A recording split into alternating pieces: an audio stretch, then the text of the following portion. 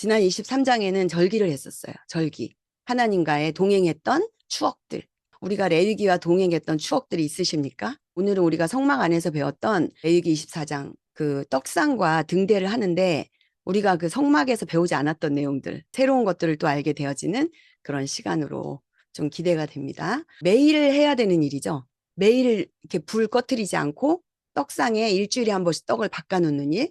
제사장들은 계속 그 성소 안에 들어가는 일이 매일 해야 되는 일이에요. 매일 일어나는 어떤 하나님과의 교제를 얘기하는 게 이 떡과 등대더라고요. 이걸 확인하는 게. 어쩌면 이게 우리 가운데 사시는 하나님의 임재의 실제죠, 실제. 그러니까 우리가 아침마다 기도를 하고 여러분도 다 그런 시간이 있으시잖아요. 그게 바로 떡을 먹고 이 등대의 불을 밝히는 일들이었더라고요. 등잔에 기름이 계속 공급돼야 되고 상위에 떡 올려지는 이제 그런 절차들입니다. 오늘의 메시지를 좀 간단하게 요약해 보면 이러합니다. 이스라엘 백성은 등대에 항상 불을 켜서 여호와의 임재와 그분께 나아감을 상기하고 인식하는 거예요. 고운 가루, 소재죠. 고운 가루로 만든 신선한 떡을 안식일마다 향해서 이제 바꾸는 거죠. 그래서 여호와의 공급하심과 그분의 몫을 잊지 말아야 한다. 이렇게 얘기하고 있습니다.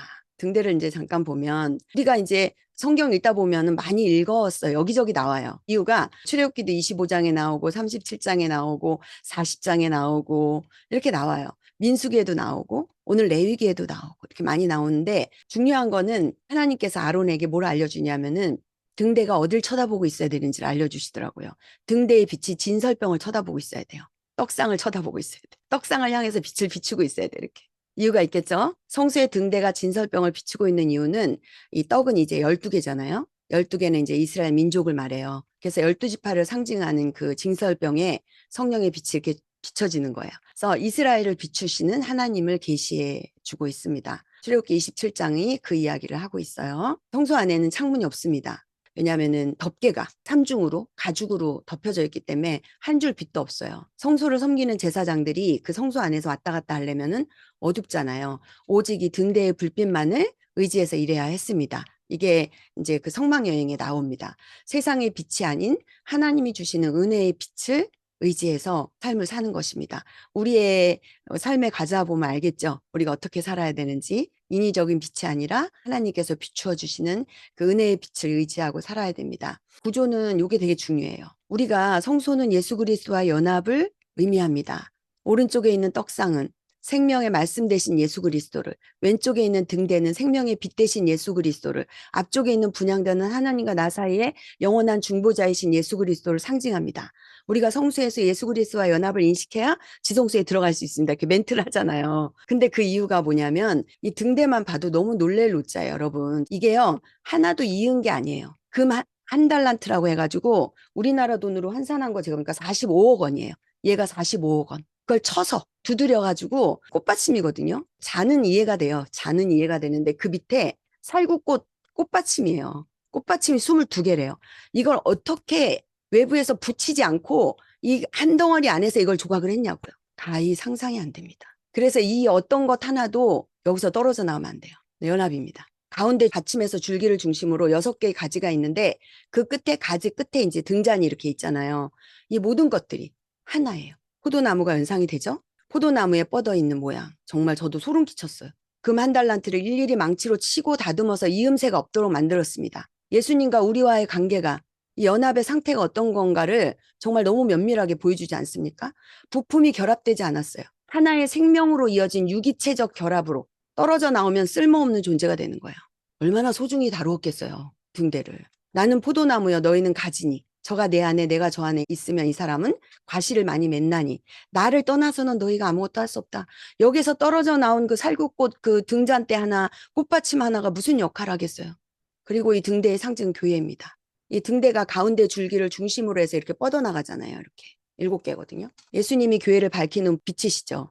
어둠 속에 숨겨진 죄악을 드러내는 빛입니다. 죄를 폭로하고 어두운 가운데 어디로 가는지 알지 못하는 영혼들을 빛으로 안내해주는 이 시대의 징조를 알리고 경고하는 사명을 감당하는 것이 바로 이 등대여야 합니다. 등대의 등불이 비추는 방향은 12개의 떡입니다. 하나님의 복음을 먹을 때 성령의 조명이 있어야 참다운 영적 양식이 될 수 있음을 보여줍니다. 세 번째, 등대는 끊이지 않고 계속 등불이 켜져 있어야 돼.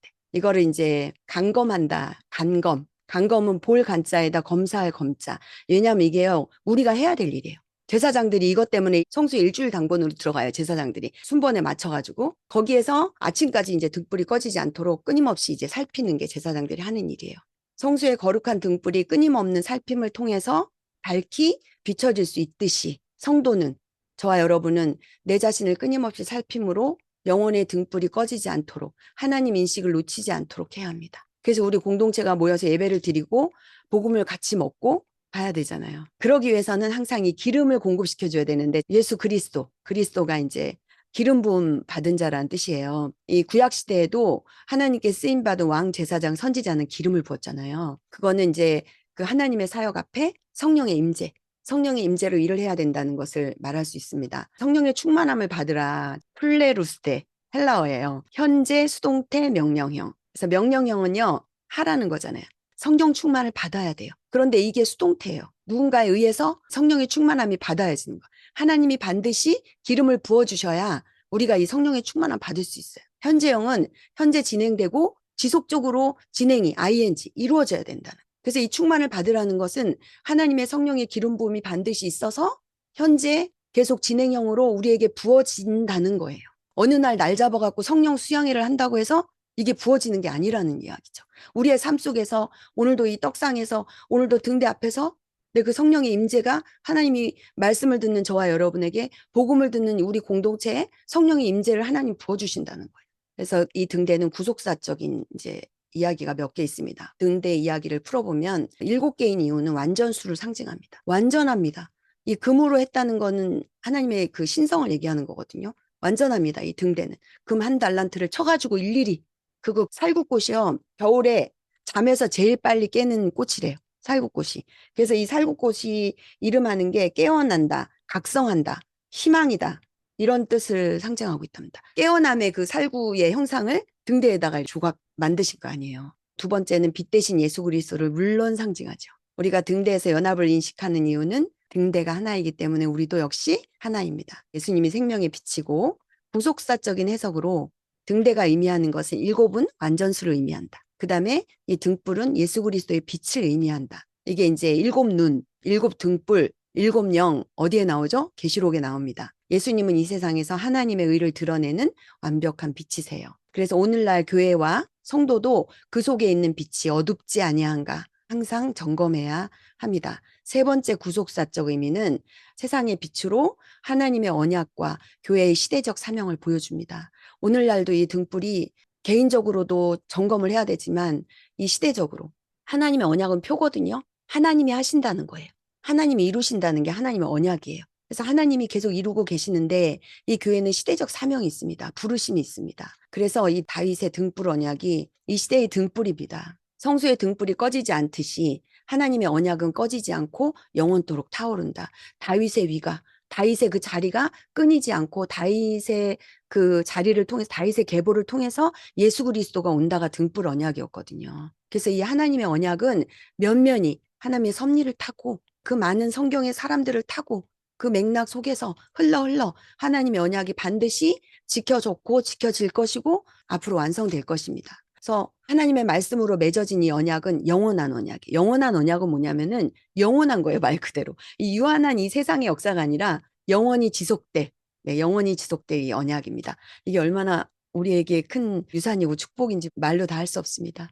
유한한 세상에 사는 저와 여러분이 무언가를 얻으면 오늘 하루 행복하고 한 달 행복하고 1년 행복할 뿐인데 하나님께 주시는 언약 때문에 주시는 이 기쁨은 영원하다는 거 아닙니까? 하나님 주시는 그 평강은 영원하다는 거 아니에요.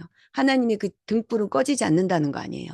우리가 영원한 거 왜 좋아하는 거 아세요? 그래서 금 좋아하고 다이아몬드 좋아하고 보석 좋아하는 거. 이 땅에서도 이렇게 변하지 않는 것을 사모하는데 변하지 않는 예수 그리스도의 언약이 있는데 왜 이것을 우리가 꼭 붙들지 않고 사는 것일까? 뭘 붙들고 사는 것일까? 나는 여전히 우리는 변하는 이런 물리적인 쓰러져 버리는 이 땅에서 사라져 버리는 이런 거를 부여잡고 있는 것일까? 이렇게 어리석은 것일까? 생각해 봅니다. 등 뒤에 원줄기는 이제 이 밑에서부터 위로 올라오는 원줄기예요. 당연히 예수 그리스도를 상징하죠. 가지가 원줄기에 붙어 있듯이 예수 그리스도의 몸된 교회는 세상의 등대 같은 존재입니다. 세상의 빛의 사명을 감당해야 하는 교회들 중에는 그 내부의 어둠에 부끄러운 열매들이 난무하고 있는 교회들도 있습니다. 정말 바로 눈앞에 있는데, 바로 눈앞에 있습니다. 제 눈앞에 이런 교회에서 일어나는 이 어두운 부끄러운 열매들이 있어요. 세상 사람들이 알면 얼마나 정말 말도 안 될까. 교회 안에서 이런 일들이 일어나는 것에 대해서 정말 세상 사람들이 알면 어떡하나 하는 그런 마음의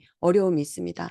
교회가 사회로부터 신뢰를 잃고 심지어 세상 사람들의 조롱거리가 되기까지 합니다. 어둡습니다. 하나님의 빛이신 예수 그리스도가 주인이신 교회 안이 어둡고, 어떻게 보면은 세상은 어둡잖아요. 당연히 예수가 없으니까. 근데 예수님이, 빛 대신 예수님을 초청하고 그 예수님이 주인이신 교회 안에조차 이 빛이 없다는 것은, 그리고 그 교회인 내 안에 빛이 없다는 것은, 이 빛을 인식하지 못하는 것은 너무 슬픈 일인 것 같아요. 신령한 제사장인 목회자들이 정직하고 성실하게 등불을 감검하지 않아서, 살피지 않아서의 그런 결과가 아닐까 생각합니다. 교회마저도 살아계신 하나님의 말씀이 왕성하지 못하고 성경 말씀에 무지하다면, 복음이 없다면 세상은 그 어디서도 빛을 기대할 수 없겠죠. 제사장의 사명은 매일 등잔의 불을 밝힘으로 어둠을 몰아내는 것입니다. 저와 여러분이 꼭 기억했으면 좋겠습니다. 내 안의 어둠, 그다음에 우리 공동체 안의 어둠, 이런 어둠들이 빛 대신 예수 그리스도를 인식할 때 어둠을 몰아내는 방법은 빛을 받아들이는 거예요. 빛을 받아들이면 굳이 어둠을 쫓지 않아도 어둠은 스스로 물러갑니다. 너희는 세상의 빛이라. 산 위에 있는 동네에 숨기우지 못할 것이요 사람이 등불을 켜서 말 아래 두지 아니하고 등경 위에 두나니 이러므로 집안 모든 사람에게 비치느니라. 이같이 너희 빛을 사람 앞에 비치게 하여 저희로 너희 착한 행실을 보고 하늘에 계신 너희 아버지께 영광을 돌리게 하라. 마태복음 5장 14절로 16절 말씀입니다. 성소의 진설병을 알려드립니다. 우리가 알고 있는 모습입니다. 이스라엘 12지파를 따라서 12개의 누룩을 넣지 않은 떡을 진설에 놓는 게 떡상입니다. 영육간의 성도의 필요를 먼저 채워주시는 하나님의 은총을 상징합니다.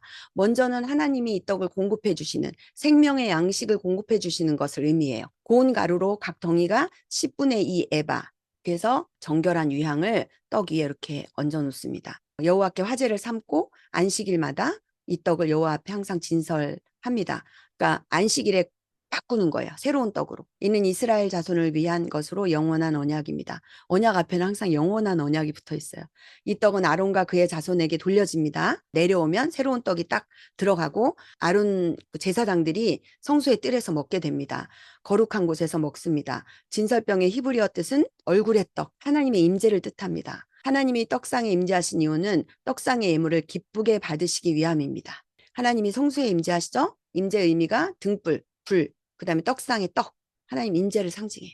떡 한 개의 무게가 2리터짜리 생수 2병이 넘는 굉장히 많은 양이라고 합니다. 진설병은 안식일마다 새로운 떡으로 교체되고 그 떡이 이스라엘을 위한 것이요 영원한 언약이다 라는 말이 첨부됩니다. 영원한 언약이라는 의미는 안식일마다 떡을 하나님께 바친 것은 하나님 앞에서 언약의 식탁이 계속된다. 그래서 우리가 매일 말씀을 먹게 되어지는 겁니다. 이 언약의 식탁이 하나님이 계속 우리에게 먹여주시는 복음이기 때문에, 예수 그리스도이기 때문에 그 언약이 끊이지 않게 우리에게 먹여지는 것을 말합니다. 상하지 않았던 이유는 가르무 가문이라는, 가문 이름이 가르무예요. 이 가문이 어떤 비법이 있었대요. 절대로 이 성전의 진설병만 만들었어요. 이 사람들이. 그리고 누구에게도 이 비법을 가르쳐주지 않았어요. 이분들이 어떤 그런 비법을 가지고 만들었는지, 이 무교봉은요, 만들면 바로 누룩이 없기 때문에 딱딱하게 굳어진대요. 근데 딱딱하게 굳어지지도 않고 곰팡이도 피지 않고 일주일 동안 따끈따끈하게 그 떡을 물린 거를 제사장들이 먹을 수 있게, 그 비법은 아무도 모릅니다. 그래서 그 떡은 1번 제사장의 양식이었다. 교체된 떡은 제사장들이 먹었습니다. 이것은 이제 교제를 말합니다. 성도의 교제, 왕의 식탁. 이 왕의 식탁은요, 광야에서도 하나님이 만나와 메추라기로 이스라엘 백성을 먹인 식탁입니다. 그래서 영원한 언약의 표를 주신 이 왕의 식탁. 이 왕의 식탁이 뭔지 아세요? 지금 우리가 왕의 식탁을 먹고 있습니다. 이 왕의 식탁을 하나님이 베풀어 주셔서 우리가 힘을 낼 수 있어요. 저도 때로는 마음을 뺏깁니다. 힘들고 바쁘고 분주하고 왜 이렇게 살아야 되나 막 이런 생각을 왜 안 하겠어요. 사람이 다 하죠. 근데 이 왕이 베푸신 떡상, 오늘도 저는 이 떡상을 제가 먹고 여러분에게 먹이고 그 떡상에 먹힌다는 거는 먹히면 그 힘으로 사는 거거든요. 베드로전서 2장 9절에 의하면 우리가 제사장이잖아요. 예수 그리스도로 말미암아 구속의 은혜를 경험한 저와 여러분은 이 진설병을 먹을 수 있는 특권이 있잖아요. 억지로 막 입 벌려서 쑤셔 넣는 게 아니에요. 제사장만 먹을 수 있는 이 기가 막힌 특권이란 말이죠. 이 진설병의 떡이. 떡을 먹으며 교제합니다. 사도행전에도 초대교회가 생기고 나서 그들이 뭐라 그랬어요? 성도들이 서로 교제하며 떡을 뗐다 이렇게 얘기합니다. 성찬에 떡을 떼면서 예수 그리스도의 부활 이후로 서로 그 복음을 먹여주면서 먹고 먹히면서 살았다는 거 아니에요. 우리도 지금 그 복음을 서로 먹여주고 먹히고 사는 것입니다. 이 고운 가루는 으깨지는 과정이에요. 곡식이 맷돌 속에서 부서져 가루가 되고 빵으로 빚어져서 뜨거운 화덕에 구워지는 과정. 바로 예수님의 생애를 상징합니다. 우리의 생명의 이 빵이 되기 위한 그래서 받으신 이 고통과 시련을 말씀해주고 있지 않을까요? 이 무교병이. 누룩을 넣으면 부드러워지지만 첨가물이 하나도 없잖아요. 우리의 말씀은 첨가물이 없습니다. 순수한 가루 같아요. 무교병 같아요. 우리 공동체의 복음이 이러합니다. 이것을 알아먹으면 이 안에서의 새로운 맛을 느끼는 거죠. 이미 알고 있듯이 이 무교병은 12지파를 상징해요. 생명의 떡은요. 하나님이 뭐라 그러냐면은 내게 오는 자는 결코 줄이지 않는데요. 주님께 오는 저와 여러분을 하나님이 줄이게 하지 않으세요? 때로는 우리가 스스로 그 복음을 먹지 않으므로 줄여 있지 않습니까?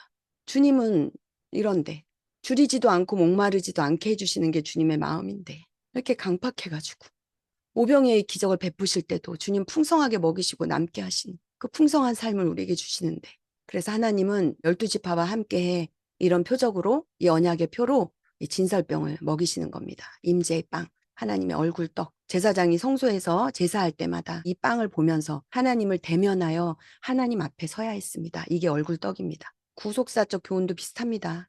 워낙 우리가 이 내용을 잘 알고 있는 거기 때문에 재료는 정금은요. 참 믿음을 상징하죠. 먼저는 예수 그리스도의 신성이고 우리로 가져오면 이것은 우리의 참 믿음, 변하지 않는 믿음, 하나님의 불변의 그런 속성과 관련해서 변하지 않는 믿음을. 그래서 우리 속에도 정금과 같이 순전하고 보배로운 믿음이 자리 잡기까지는 수없는 연단, 금을 친다는 게 연단을 이렇게 말하는 거거든요. 덩어리를 가지고 형체를 만들어가는 그 과정들. 그래서 우리도 지금 그 과정 속에 있어서 이렇게 자꾸 힘든 거예요. 이게 없이는 나오지 않습니다. 순도 100%로 나오지 않습니다. 그래서 넘어지는 게 힘든 것 같지만 그렇지 않아요. 잠시 잠깐 후면 다시 또 일어나서. 왜? 복음을 먹으니까. 내가 복음에 먹히니까 다시 또 일어날 힘이 생깁니다. 그래서 우리의 신앙은 오직 불같은 연단과 징계를 통해서만 순전하고 아름다운 것으로 변하게 됩니다. 그리고 진설된 떡은 바로 예수님 말씀이죠. 사람이 떡으로 사는 거 아니에요. 하나님의 입으로 나오는 모든 말씀으로 살잖아요. 이것이 불변의 하나님 말씀입니다. 생명의 떡으로 삽니다. 나는 하늘에서 내려온 산떡이니 사람이 이 떡을 먹으면 영생하리라. 나의 줄 떡은 곧 세상의 생명을 위한 내 살이다. 그래서 우리가 그 떡을 먹는 것을 인식하며 또 성찬을 떼고 공동체가 같이 교제하며 이 얼굴떡 앞에 하나님의 임재 앞에 늘 섭니다. 너무 감사하죠. 이 말씀이 있어서 우리가 오늘도 삽니다. 항상이라는 말은 영원한 언약을 이야기합니다. 영원한 언약. 안식일마다 계속 새로운 것으로 바꿔지는. 이게요. 딱 떡을 집어넣을 때 어떻게 하는지 아세요? 제가 문헌에서 읽었는데 기존의 떡이 있잖아요. 하나 둘 셋 하면 나옴과 함께 동시에 들어갑니다. 내어놓고 올리는 게 아니에요. 뭘 얘기하는 거죠? 영원한 한시도 한순간도 비어있지 않는 영원한 언약을 말합니다. 이게 영원한 거예요.